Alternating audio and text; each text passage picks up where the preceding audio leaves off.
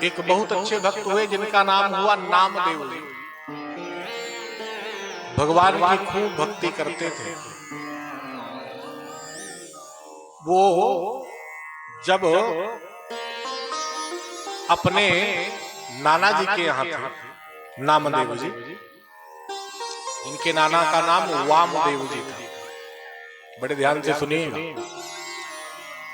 तो वामदेव जी भगवान का खूब पूजन करते थे, विग्रह का, विठ्ठल भगवान का।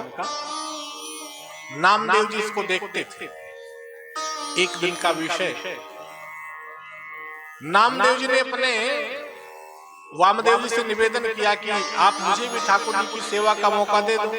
लेकिन बाल्यकाल था तो वामदेव जी ने दिया नहीं सेवा का मौका। तो नामदेव जी जब सेवा का मौका ठाकुर जी के नहीं पाए तो वो स्वयं भगवान की, वो बचपना था तो बचपने में वो कभी काष्ठ की और कभी मिट्टी की मूर्ति बनाते अपने हाथों से भगवान विठ्ठलनाथ की, और मूर्ति बना करके वो स्वयं भगवान की सेवा करते उसी मिट्टी वाले पुतले की। ये भक्ति जब वामदेव जी देखते नामदेव जी की तो बड़े प्रसन्न होते, वाह अच्छा कर रहा है। जब थोड़े से नामदेव जी बड़े भये तो वामदेव जी ने फिर निवेदन, वामदेव जी से नामदेव जी ने फिर निवेदन किया कि अब तो मैं बड़ा हो गया हूँ, अब ठाकुर जी की सेवा का मौका मुझे अवसर प्रदान कर। तो कहा बाद में कभी फिर देखा जाएगा, समय आएगा तो दूंगा बेटा। अचानक 3 दिन के लिए वामदेव जी को कहीं जाना था। तो वामदेव जी ने नामदेव जी को बुलाया और बुला करके कहा कि बेटा मैं 3 दिन के लिए कहीं जा रहा हूं, एक काम करना, 3 दिनों तक ठाकुर जी की सेवा तुम्हारे हवाले है, तुम खूब अच्छे से सेवा करना। भोग लगा रहा हूं तो ये प्रसाद पा ही नहीं रहे हैं। घंटा बीता, 2 घंटा बीता, 3 घंटा बीता, 4 घंटा बीत गया। पर्दा बार बार लगाते हटाते, थोड़ा सा भी पीने तो मैं पी लूं। लेकिन जब दूध थोड़ा सा भी न खत्म हो, शाम हो गई, और जैसे शाम हुई फिर पर्दा को हटाया, फिर देखा तो दूध वैसे का वैसे, उस दूध को हटा लिया, पुनः दूसरा दूध रखा, लेकिन वो भी दूध ठाकुर जी ने नहीं पिया। जब ठाकुर जी ने दूध को नहीं पिया तो परिणाम में नामदेव जी ने भी भोजन जल सब कुछ त्याग दिया कि आप नहीं खाओगे तो मैं भी नहीं खाऊंगा। दूसरा दिन हुआ, फिर उस दूध को देखा, वैसे का वैसे दूध रखा, उस दूध को हटाया, फिर उबटन लगाया दूध में, दूसरा दूध ले जाकर के रख दिया, ठाकुर जी अब की बार ये वाला पा लेना। फिर प्रातः काल से लेकर के शाम हो गई और ठाकुर जी ने दूध का भोग नहीं लगाया, दूध को नहीं पिया। दूध को ठाकुर जी ने नहीं पिया। जब उस दूध को नहीं पिया, फिर भी नामदेव जी ने देखा कि अब नहीं पी रहे हैं तो मैं भी नहीं पीऊंगा। तीसरा दिन हुआ, तीसरा दिन जब हुआ, प्रातः काल फिर दूध रखा, 2-4 घंटे बीता, पर्दा हटाते लगाते देखते दूध पी ले ठाकुर जी तो मैं भी पी लूं, नहीं पी। तो नहीं पिए तो नामदेव जी ने कहा कि ठाकुर जी आपको मैं 3 दिन से देख रहा हूँ, प्रसाद का भोग लगा रहा हूँ, ना आप पा रहे हो ना मुझे पानी दे रहे हो, इसलिए अब आप नहीं पाओगे तो कोई बात नहीं, अब तो मैं आपके सामने अपने शीश को ही काट करके चढ़ा दूंगा, अब मैं जीवित ही नहीं रहूंगा। भाई इंद्रियां हमारी भी प्यासी हैं, आप नहीं पी रहे हो मैं भी नहीं पीऊंगा, इससे तो अच्छा है कि मैं मर ही जाऊं। तो जैसे चाकू को लिया नामदेव जी ने और गले पर जैसे ही लगाया, काटने चले, वैसे ही ठाकुर विठ्ठलनाथ भगवान प्रकट हो गए। और ठाकुर जी ने कहा अरे भैया नामदेव जी क्यों आपने आप को प्रताड़ना दे रहे हो, मैं स्वयं ये देखो मैं तत्काल दूध पी ले रहा हूँ।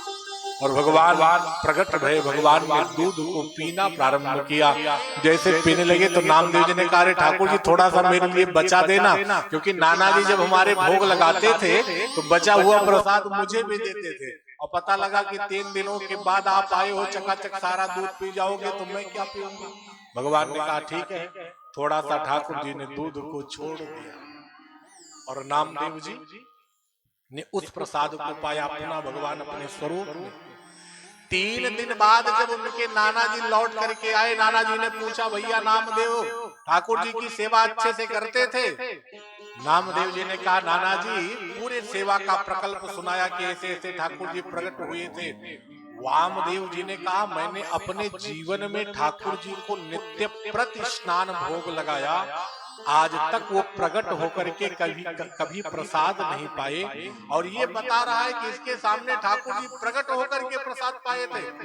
वामदेव जी ने कहा, भैया नामदेव ऐसे में मानने वाला नहीं हूँ, इसलिए मेरे सामने भोग लगाओ, अगर ठाकुर जी प्रकट होकर के प्रसाद पालेंगे तो मैं मान जाऊंगा। सो जैसे इतना कहा महाराज, वैसे नामदेव जी ने भोग लगाया, पर्दा लगाया, लेकिन ठाकुर जी प्रकट नहीं भये। जब प्रकट नहीं भये, जैसे शाम का समय हुआ कि शाम तक देख लेता हूं, नहीं नामदेव जी की, सो ही नामदेव जी के चरण में पड़ गए वामदेव जी कि अरे लाला, आज तक मैंने इतनी विठ्ठलनाथ भगवान की सेवा की, लेकिन मेरा ये ठाकुर कभी प्रकट नहीं हुआ। तेरी ये स्थिति कि केवल 3 दिनों में तूने ब्रह्म को प्राप्त कर लिया, अगर भक्ति हो तो ऐसी हो। तब से नामदेव जी नित्य प्रति भी, चाहे सुख रहे चाहे दुख रहे, निरंतर ठाकुर जी को ही अपना सर्वस्व मानते। दुख भी रहता था तो किसी से कहने नहीं जाते थे, उन्हीं से कहते थे। सुख रहता था तो क्या करते थे, उन्हीं से कहते। एक बार तो नामदेव जी के यहाँ आग लग गई। जब आग लगी, उनकी टूटी फूटी झोपड़ी थी और उसमें आग लग गई, सब जलने लगा धू धू करके रात्रि में। तो बचा हुआ कुछ जब आग से जो बचा था, गुड़ वगैरह पानी पीने के लिए बच गया था, ये नहीं जला था। तो नामदेव जी उस गुड़ को निकाल करके लाए, जल रही थी झोपड़ी, उसी झोपड़ी में गुड़ को डालने लगे और कहने लगे, वारे ठाकुर जी, आप तो यहाँ भी आए, मेरे झोपड़ी को आपने जला दिया, एक काम करो, ये प्रसाद को, इस गुड़ वाले प्रसाद को भी अपने साथ लेकर के जाओ। ये भक्ति बताइए। अग्नि लगी है, मड़ही चल रही है, छोटी सी मड़ही है, और उसमें भी भगवत दर्शन हो रहा है कि प्रभु आपकी कृपा से जल रहा है, ये प्रसाद को आप, ये गुड़ वाला प्रसाद आप पालो। ये भक्ति है। दुख भी है तो उसमें भी क्या है, ठाकुर जी का स्मरण है।